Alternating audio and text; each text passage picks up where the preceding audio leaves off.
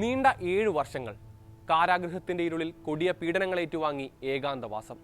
മികച്ചൊരു കരിയറും ഭാവിയും മുന്നിലുണ്ടായിട്ടും കുടുംബത്തിന്റെ സുരക്ഷയും പ്രതീക്ഷയും ഒരുപോലെ വെല്ലുവിളിയായി കൺമുന്നിലുണ്ടായിരുന്നിട്ടും എന്തിനായിരിക്കും അദ്ദേഹം ഈ കാരാഗൃഹ ജീവിതം ഏറ്റുവാങ്ങിയത്? സഞ്ജീവ് ഭട്ടിനെ കുറിച്ചാണ് പറഞ്ഞു വരുന്നത്. കള്ളക്കേസ് ചുമത്തി ഭരണകൂടം കൽത്തുറങ്കിലടച്ച ഗുജറാത്ത് മുൻ IPS ഉദ്യോഗസ്ഥൻ. ജീവിത പങ്കാളി ശ്വേത ഭട്ട് പറഞ്ഞ പോലെ ഒറ്റ കുറ്റമായിരുന്നു അദ്ദേഹം ചെയ്തത്. തന്റെ ഭാവിയും സ്വാതന്ത്ര്യവും കുടുംബവും കരിയറും ഒന്നും നോക്കാതെ ഭരണാധികാരിയുടെ മുഖത്ത് നോക്കി സത്യം പറഞ്ഞു. ഗുജറാത്ത് കലാപവുമായി ബന്ധപ്പെട്ട് അന്നത്തെ മുഖ്യമന്ത്രി നരേന്ദ്രമോദിക്കെതിരെ തെളിവ് സമർപ്പിച്ചതോടെയാണ് ഭട്ട് മോദിയുടെയും സംഘപരിവാറിന്റെയും കണ്ണിലെ കരടാകുന്നത്.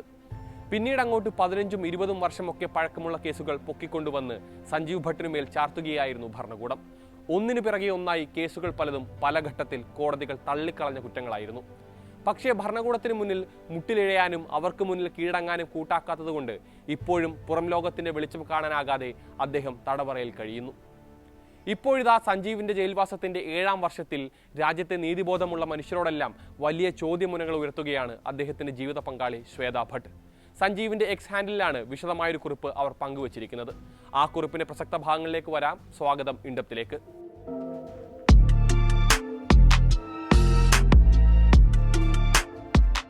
തന്റെ പ്രിയതമന്റെ നീതിബോധത്തിനും സത്യസന്ധതയ്ക്കും രാജ്യം എന്താണ് തിരിച്ചു നൽകിയതെന്ന് ചോദിക്കുന്നുണ്ടവർ.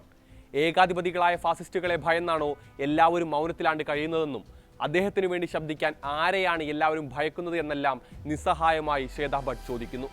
അവരുടെ വാക്കുകളിൽ നിന്ന് തന്നെ അത് കേൾക്കാം. നമ്മുടെ രാജ്യത്തിന്റെ ആത്മാവിനെ സംരക്ഷിക്കുന്നതിലും പ്രധാനം ഒരഹങ്കാരിയായ ഫാസിസ്റ്റിന്റെ ദുർബലമായ അഹങ്കാരത്തെ തൃപ്തിപ്പെടുത്തലാണെന്ന സ്ഥിതി ഇവിടെ എപ്പോഴാണ് സംജാതമായത്? പ്രതിഭാധനരും സത്യസന്ധരും ധീരന്മാരുമായ നിരവധി പേർ ജയിലഴിക്കകത്ത് തളച്ചിടപ്പെട്ടിരിക്കുകയാണ്. അധികാരത്തിലിരിക്കുന്നവർക്ക് ദാസ്യം ചെയ്യാൻ കൂട്ടാക്കാത്തതിനാണ് സംരക്ഷിക്കാൻ ബാധ്യതയുള്ള നീതിന്യായ വ്യവസ്ഥ അവരെ ഇങ്ങനെ നിശബ്ദമാക്കുകയും അപമാനിക്കുകയും അപഹസിക്കുകയും ചെയ്യുന്നത്. ഒരു ജനത എന്ന നിലയ്ക്ക് നമുക്കെവിടെയാണ് പിഴച്ചത്? ഒന്നു തിരിഞ്ഞു നടക്കാനാകാത്ത വിധം കാര്യങ്ങൾ കൈവിട്ടുപോയോ? സഞ്ജീവിന്റെ അന്യായമായ തടവിന് ഇന്ന് 7 വർഷം പൂർത്തിയാവുകയാണ്. ഭരണകൂടത്തിന്റെ മുഖത്ത് നോക്കി സത്യം വിളിച്ചു പറഞ്ഞു എന്ന ഒരേയൊരു കുറ്റം മാത്രമാണ് അദ്ദേഹം ചെയ്തത്. അതിന്റെ പേരിലാണ് ഈ 7 വർഷങ്ങൾ അദ്ദേഹത്തിന്റെ ജീവിതത്തിൽ നിന്ന് അപഹരിക്കപ്പെട്ടിരിക്കുന്നത്. അന്യായത്തിന്റെ ഭരണ സംവിധാനങ്ങൾ അയാളുടെ ആത്മവീര്യം തകർക്കാൻ കിണഞ്ഞു പരിശ്രമിച്ച 7 വർഷങ്ങൾ കൂടിയാണിത്. ബലാത്സംഗികളും കൊലപാതകികളും ആൾക്കൂട്ടക്കൊലക്കാരും എല്ലാം സ്വൈര്യവിഹാരം നടത്തുമ്പോഴാണ് നീതിബോധമുള്ളൊരു മനുഷ്യൻ കഴിഞ്ഞ 7 വർഷം ജയിലറയ്ക്കുള്ളിൽ തളയ്ക്കപ്പെട്ടിരിക്കുന്നത്. ആ ധീരതയൊന്നു മാത്രമാണ് ഇപ്പോഴും അദ്ദേഹത്തെ ജയിലിനകത്ത് തന്നെ പൂട്ടിയിട്ടിരിക്കുന്നത്. ദിവസങ്ങൾ ആഴ്ചകളായും ആഴ്ചകൾ മാസങ്ങളായും മാസങ്ങൾ വർഷങ്ങളായും പിന്നോട്ട് സഞ്ചരിക്കുമ്പോഴും നീതിന്യായ വ്യവസ്ഥയുടെ പരിഹാസം തുടരുകയാണ്. ആരാണിതിനെല്ലാം ഉത്തരവാദികളെന്ന് ഞാൻ പലപ്പോഴും ചിന്തിക്കാറുണ്ട്. ഇതിനെല്ലാം പിന്നിൽ ചരട് വലിക്കുന്നത് ആ ഏകാധിപതികളായ രാഷ്ട്രീയ ഇരട്ടകളാണോ? അധികാരത്തിന്റെ അപ്പക്കഷ്ണത്തിനായി നട്ടല് വളയ്ക്കുന്ന നീതിന്യായ വ്യവസ്ഥയാണോ? അതോ അനീതി വാഴുമ്പോൾ നിശബ്ദതയിൽ അഭയം തേടുന്ന നിഷ്ക്രിയരായ കാഴ്ചക്കാരാണോ? ഒരു കുടുംബമെന്ന നിലയിൽ ഞങ്ങൾ നീതിക്ക് വേണ്ടി പോരാടുന്നു. പോരാട്ടം ഇനിയും തുടരുകയും ചെയ്യും. ചോദ്യം ഇതാണ്: ഈ പോരാട്ടത്തിൽ പങ്കുചേരാൻ നിങ്ങൾക്ക് എപ്പോൾ ധൈര്യം വരും? മതി, നിർത്തിയേക്കുവെന്ന് എപ്പോൾ നിങ്ങൾ എഴുന്നേറ്റ് നിന്ന് വിളിച്ചു പറയും?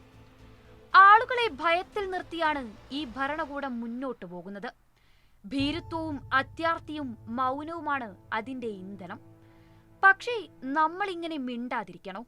നമ്മൾ ഇന്ത്യൻ ജനത ഭീരുക്കളും നിഷ്ക്രിയരും ശബ്ദമില്ലാത്ത നിഴലുകളും മാത്രമാണെന്ന് അവരെ വിശ്വസിക്കാൻ വിടണോ? അല്ലെന്ന് തെളിയിക്കേണ്ട സമയം അതിക്രമിച്ചിരിക്കുകയാണ്.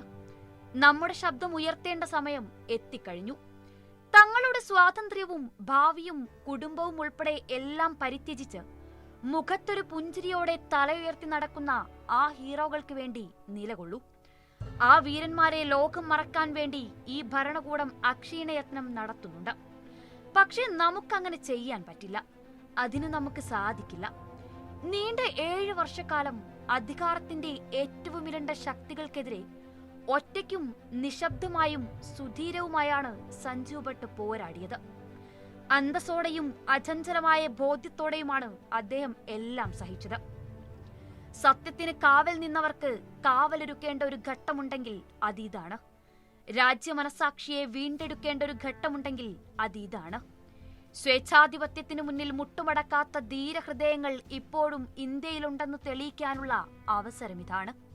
ഇങ്ങനെ പോകുന്നു ശ്വേതാ ഭട്ടിന്റെ നിസ്സഹായമായ അഭ്യർത്ഥനകൾ. സഞ്ജീവ് ഭട്ടിനെ ആരും മറന്നിട്ടില്ലെന്ന് കാണിച്ചു കൊടുക്കേണ്ട സമയമാണിതെന്നും അദ്ദേഹത്തിന്റെ പോരാട്ടം ഒറ്റയ്ക്കല്ലെന്നും തെളിയിക്കേണ്ട ഘട്ടമാണിതെന്നും ശ്വേത കൂട്ടിച്ചേർക്കുന്നുണ്ട്.